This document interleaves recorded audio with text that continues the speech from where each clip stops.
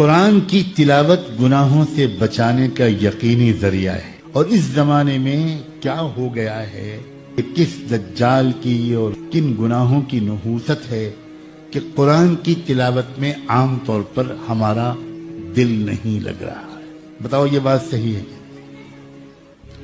ہمارے ماں باپ کی زندگیوں میں یہ بات نہیں تھی۔ 10 پارے، 5 پارے، 7 پارے، 15 پارے، یہ عام بات تھی، اور آج ایک پارہ پڑھنا قیامت ہو گیا۔ یہ بہت بڑی سزا ہے، یہ گناہ نہیں ہے۔ اللہ نے ہمارے گناہوں کی وجہ سے اپنے پاک کلام کی تلاوت کی سعادت سے ہمیں محروم کر دیا۔